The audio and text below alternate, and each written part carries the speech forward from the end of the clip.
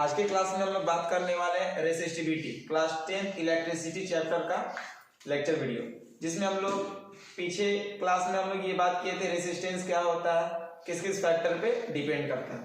तो हमारा आज का टॉपिक है रेसिस्टिविटी। तो ध्यान से देखेंगे रेसिस्टिविटी होता क्या है। तो रेसिस्टेंस किस किस फैक्टर पे डिपेंड करता है, तो हम लोग देखे थे resistance of a conductor is directly proportional to length. इसको हम लोग इक्वेशन 1 बना के छोड़ देते हैं। सेकंड बताते हैं resistance of a conductor is inversely proportional to cross section area, equation 2।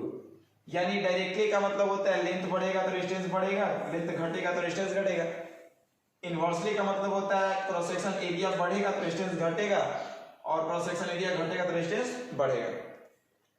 तो जब दोनों को मिलाते हैं तो from equation 1 and 2 we get, जब दोनों इक्वेशन को हम लोग मिलाते हैं तो ये क्या होगा, R proportionality to L by A. R proportionality हटेगा तो इक्वल, इक्वल के साथ कांस्टेंट आता है, यहां पे कांस्टेंट आपका आएगा रो एल बाई ए। तो ये हुआ इसका फॉर्मूला, ठीक है। तो इसके थ्रू हम लोग बात कर लेंगे कि किसको क्या क्या हम लोग बोलते हैं, ठीक है। तो यहां पर हम लोग देख सकते हैं वेयर आर को हम लोग बोल देंगे रेसिस्टेंस, रो को बोलेंगे कांस्टेंट टर्म बोल देंगे, और कांस्टेंट टर्म ये रो हो गया, इसी को हम लोग बोलते हैं रेसिस्टिविटी, ठीक है। फिर उसके बाद ये ए जो है इसको हम लोग क्या बोलेंगे, लेंथ ऑफ द वायर हो गया। ए जो है वो क्या बन जाएगा आपका, क्रॉस सेक्शन एरिया बन जाएगा। तो यहां पर हम लोग बात करते हैं कि ये तो फॉर्मूला हुआ resistivity R equal to rho L by A का, ठीक है। लेकिन हमको डिफाइन करना है कि रेसिस्टिविटी बोलते किसको है, ठीक है। तो हम लोग टर्म डिफाइन करेंगे रेसिस्टिविटी। तो यहां पर हम लोग ध्यान से देखेंगे,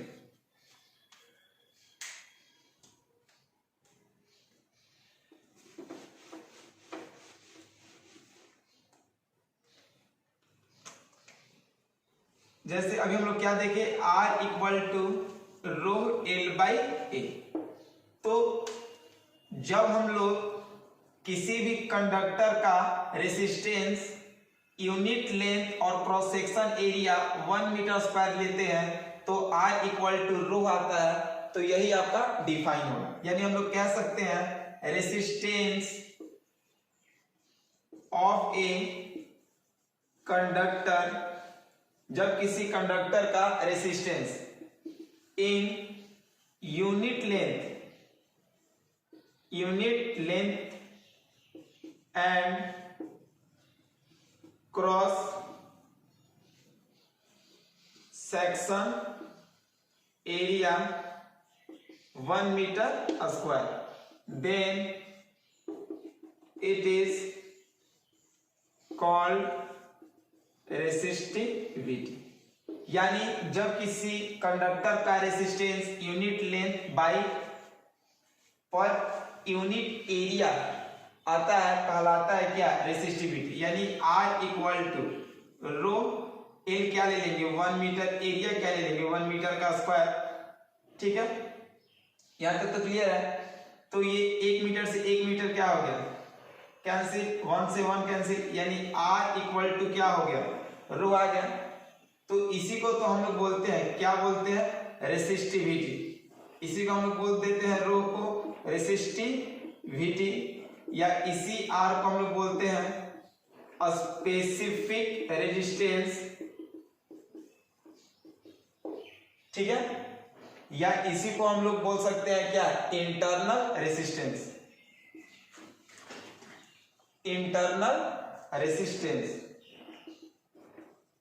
कहने का मतलब कि जब R इक्वल टू रो आता है तो ये आपका रेसिस्टिविटी हो सकता है, ये R को फिर जब दोनों इक्वल आएगा तो इस R का नाम स्पेसिफिक रेजिस्टेंस या फिर इसको हम लोग इंटरनल रेजिस्टेंस के नाम से जानते हैं। क्लियर हो गया यहाँ तक? ठीक है। अब हम लोग इसके बाद बात करेंगे यूनिट ऑफ रेजिस्टिविटी, यानी जिसका हमको यूनिट निकालना है, जिसका हमको यूनिट निकालना है, सबसे पहले उसका फॉर्मूला पता होना चाहिए। यानी टॉपिक है हमारा यूनिट ऑफ रेसिस्टिविटी। यानी हम लोग अभी बात किए हैं R equal to rho L by A, R equal to rho L by A, cross multiply कीजिए, R A equal to rho L, निकालना किसका है? रो का, एसआई यूनिट। तो रो का निकालना है, इसके बगल वाला टर्म नीचे, ये टर्म मल्टीप्लाई में आर ए। अब सबका एसआई यूनिट यहाँ पे पुट कर दीजिए। आर क्या होता है? रेसिस्टेंस, इसका एसआई यूनिट ओम होता है, ए एरिया मीटर का स्क्वायर, लेंथ का मीटर, 1 मीटर से 1 मीटर कैंसिल हो गया, तो रेसिस्टिविटी का एसआई यूनिट क्या बन गया? Ohm metre. यानी हम लोग यहाँ पे बोल सकते हैं कि एसआई यूनिट ऑफ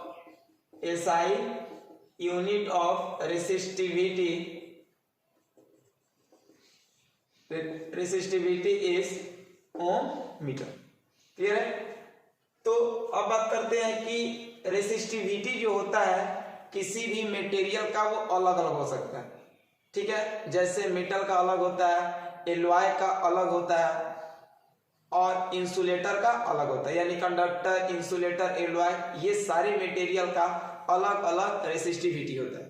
अभी हम लोग एक चीज देखे हैं कि रेसिस्टिविटी जो है वो रेसिस्टेंस के इक्वल आया है। कब? जब लेंथ 1 मीटर और area per unit metre square लेते हैं तब। तो कहीं ना कहीं रेसिस्टिविटी भी वर्कआउट करता है किसके जैसा? रेसिस्टेंस के जैसा। ठीक है, तो हम लोग यहाँ पे बात करेंगे classification of material on the basis of their resistivity. यानी टॉपिक बना था हमारा classification of material on the basis of their resistivity. यानी रेसिस्टिविटी के आधार पे मटेरियल को हम लोग यहाँ पे बांटेंगे। यानी किसका रेसिस्टिविटी बहुत कम होता है, किसका मॉडरेट होता है और किसका अधिक होता है। यानी यहाँ पे आप 3 पॉइंट स्पेशल याद रखिएगा। रेसिस्टिविटी का मतलब प्रूफ अभी किए हैं, रेसिस्टेंस यूनिट रहेगा तब, और रेसिस्टेंस का मतलब रोकने का क्षमता। तो जितना भी कंडक्टर होता है, कंडक्टर का मतलब क्या? करंट आसानी से पास होगा, यानी उसके पास रोकने की क्षमता कम होगा। तो हम लोग बोल सकते हैं कि जितना भी कंडक्टर होगा उसके पास रेसिस्टिविटी का वैल्यू वेरी लो होता है, रोकने का क्षमता बहुत कम होता है। यानी जितना भी कंडक्टर होता है उसके पास वेरी लो रेसिस्टिविटी होता है। उसके पास क्या होता है? Very low resistivity. अब बात करते हैं कौन सा मटेरियल के पास रेसिस्टिविटी मॉडरेट होता है, मध्यम गति से पार करता है। तो जितना भी एलॉय होता है, एलॉय में हम लोग बात कर सकते हैं नाइक्रोम, जो heating effect of electric current, toaster, electric iron, heater बनाने में प्रयोग किया जाता है, कॉन्स्टेंटन बोल सकते हैं एलॉय का एग्जांपल। तो ये सब जो होता है आपका मॉडरेट रिएक्टिविटी है, रेसिस्टिविटी। तीसरा बात करते हैं इंसुलेटर। इंसुलेटर का मतलब क्या है कि इसमें करंट पास ही नहीं करता, यानी रोकने का क्षमता काफी अधिक होगा। यानी इसको हम लोग बोल सकते हैं वेरी हाई रेसिस्टिविटी। यानी किस सब्सटेंस के पास, किस मटेरियल के पास हाई रेसिस्टिविटी होता है, रोकने की क्षमता काफी अधिक होता है, तो हो जाएगा इंसुलेटर। जैसे रबर बोल सकते हैं, ड्राईवुड बोल सकते हैं। ठीक है, तो ये हम अभी क्या पढ़े हैं कि मटेरियल के आधार पे रेसिस्टिविटी का क्लासिफाइड। तो किसका सबसे लो है? कंडक्टर, रोकने की क्षमता कम होता है, करंट तेजी से फ्लो करेगा। Second moderate alloy, nichrome, magnesium, constantan, ये सब एलॉय है जिसका हीटिंग इफेक्ट में काम आता है। अगला इंसुलेटर में रोकने की क्षमता काफी अधिक होता है, करंट फ्लो करता नहीं है। ठीक है, तो अब हम लोग इस टॉपिक पे बेस्ड न्यूमेरिकल के लिए बात करेंगे। तो न्यूमेरिकल का लेक्चर वीडियो अगले क्लास में बात करेंगे। ठीक है, ओके, थैंक्स।